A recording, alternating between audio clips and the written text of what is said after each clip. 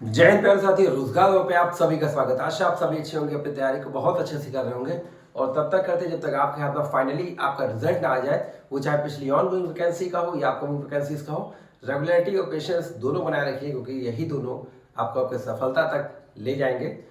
Video शुरू करने से पहले सभी से निवेदन है, चैनल को लाइक सब्सक्राइब शेयर अवश्य कीजिए, बेल आइकन को अवश्य प्रेस कीजिए, जिससे आपको नोटिफिकेशन तुरंत प्राप्त हो जाए और आपको तुरंत तुरंत जानकारी सारी चीज़ों को मिल जाए, तुरंत वीडियोस मिल जाए, जिससे आपको कोई भी जानकारी अछूती ना रहे। और एक सभी से और अभी आपको एक न्यूज़ देनी है बहुत बड़ी, कि उत्तर प्रदेश होमगार्ड से रिलेटेड कोई भी अगर आपकी क्वेरी है तो आज अभी 2:30 बजे आपके लिए एक लाइव सेशन में करूंगा, जिसमें आप अपने सारी क्वेरीज मुझसे पूछ सकते हैं। कि आपको अगर कोई इशू आ रहा है, कोई भी दिक्कत है होमगार्ड से रिलेटेड, तो आप निश्चित रूप से उस लाइव सेशन में जुड़िए, अधिक से अधिक संख्या में जुड़िए और सारी जितनी आपकी क्वेरीज, जितनी आपकी मन में शंकाएं हैं, उसको आप दूर करिए। और 2:30 बजे एकदम शार्प 2:30 बजे आपका लाइव सेशन शुरू हो जाएगा और जल्द से जल्द उसमें लोग जुड़ें, हमारे साथी जुड़ें जो भी होमगार्ड की तैयारी कर रहे हैं, होमगार्ड के फॉर्म जो भर चुके हैं या जो भरने वाले हैं, तो सभी के लिए बहुत महत्वपूर्ण सेशन होगा आज का 2:30 बजे का। तो सभी ज़्यादा से ज़्यादा संख्या में जुड़ें। और आज का वीडियो आगाज सीरीज, जो कि UP TET, CTET, home guard, Uttar Pradesh police, सभी के लिए बहुत महत्वपूर्ण आगाज सीरीज जो आपकी चल रही है, उसका ये सेशन जो कि डेली आपको शाम को 6:15 पर मिलता है, तो उसी का आज अगला वीडियो है। जैसे अगर मैं कल के अपने वीडियो की बात करूं तो आपके लिए महत्वपूर्ण दिवस थे, उससे पहले ओजोन परत के संबंधित थे, उससे पहले आपके लिए था वायुमंडल में जो परतें होती हैं, सबसे जो हमारी अगर पृथ्वी से देखी जाए तो ट्रोपोस्फियर, स्ट्रेटोस्फियर, मेसोस्फियर, आइनोस्फियर और एक्सोस्फियर, इन परतों में क्या क्या गतिविधियां होती हैं। ओजोन परत किस मंडल में पाई जाती है, स्ट्रेटोस्फियर मतलब समताप मंडल में पाई जाती है, और वायुयान की सारी जो अनुकूल दशाएं होती हैं वो कहाँ पर होती हैं, समताप मंडल में होती हैं। ट्रोपोस्फियर यानी क्षोभ मंडल में क्या होता है, वहाँ पर आंधी, बारिश, बादल, ये सारी चीजें वाली घटनाएं यहाँ पर होती हैं। और जो उल्कापिंड जो हमारे जलते हैं वो कहाँ जलते हैं, वो मध्य मंडल में जलते हैं। मध्य मंडल और ठंडा मंडल होता है वो, क्योंकि सबसे बीच में भी पाया जाता है, इस वजह से भी कह सकते हैं उसको।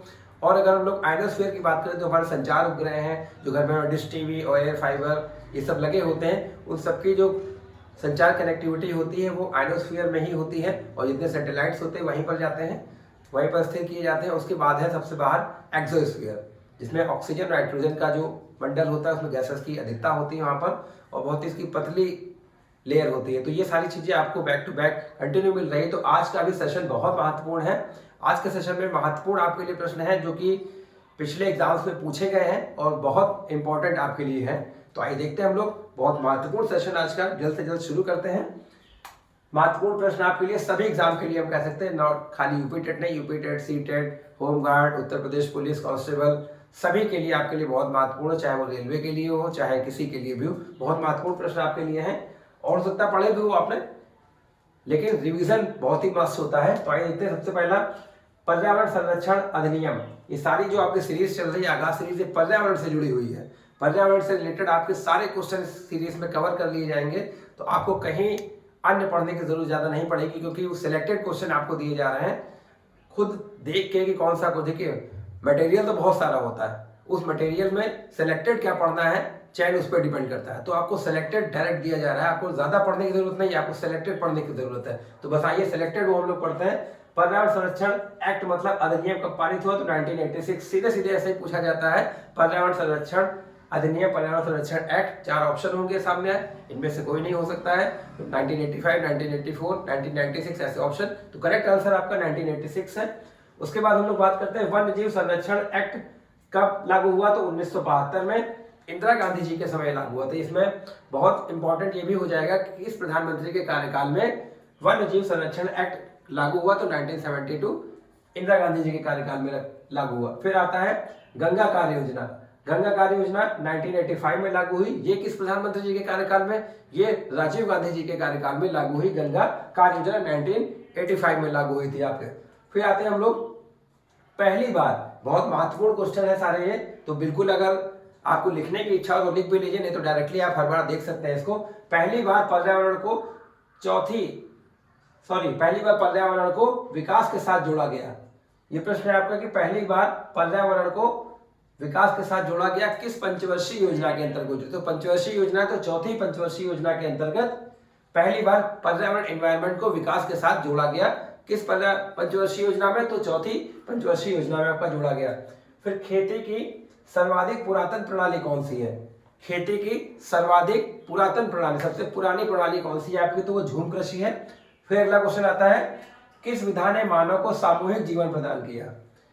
किस विधा ने मानव को सामूहिक जीवन प्रदान किया? तो पशुपालन एक ऐसी विधा रही थी जिसने मानव को सामूहिक जीवन प्रदान किया आपको।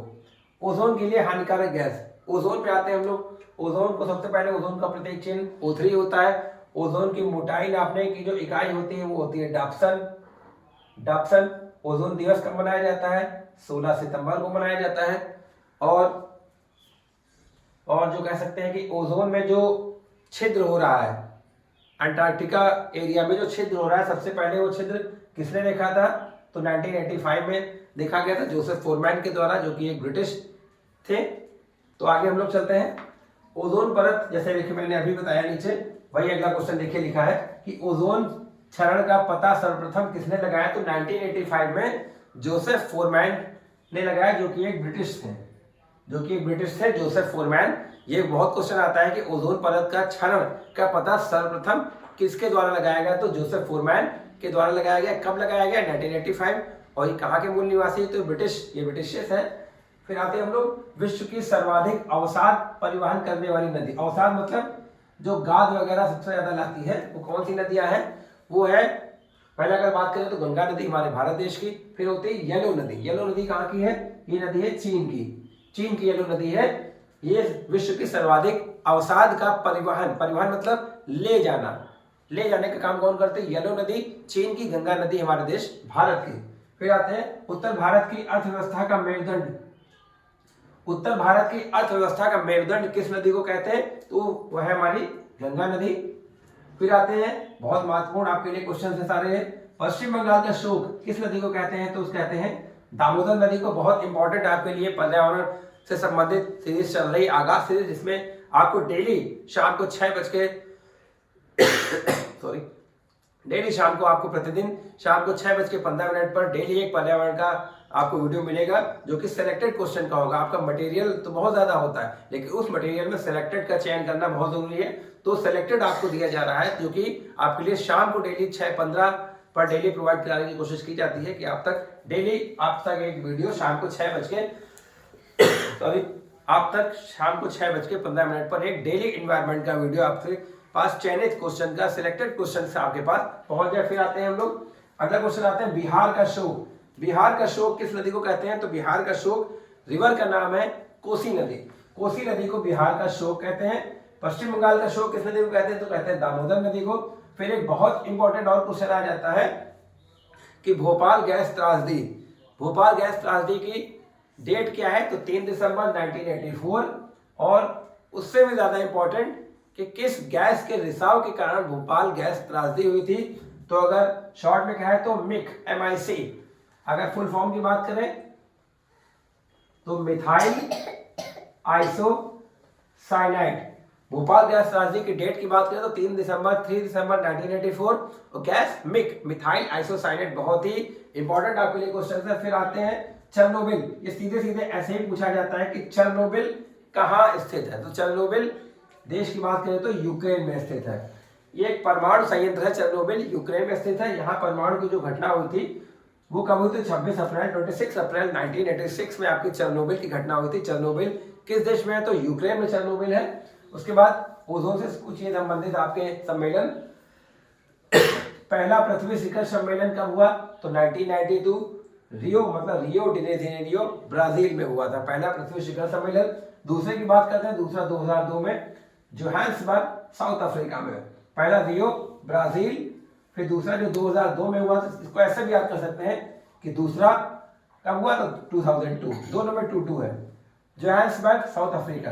फिर आते हैं, राष्ट्रीय नदी संरक्षण योजना में देश की कुल कितनी नदियों को सम्मिलित किया गया है? राष्ट्रीय नदी संरक्षण योजना में देश की कुल कितनी नदियों को सम्मिलित किया गया? तो देश की कुल 40 यानी 40 रिवर्स को इसमें सम्मिलित किया गया। तो आपके लिए बहुत बढ़िया सीरीज चल रही, पर्यावरण स्पेशल आगाज सीरीज का ये आपके लिए वीडियोस लगातार डेली आपको शाम को 6:15 पर आपको प्रोवाइड किए जा रहे हैं। तो वीडियो में अंत तक जरूर बने रहा करिए, वीडियो को पूरा जरूर देखा करिए, जिससे आपको पर्यावरण से जुड़े हुए आपकी कोई दिक्कत ना है। अगर यूपी टेट की बात करें तो 30 नंबर पर्यावरण के आते हैं प्राइमरी सेक्शन में, तो वो 30 नंबर आपके लिए इतने ज्यादा इंपॉर्टेंट है कि 30 में आप 27, 28, 29 तक भी ला सकते हैं।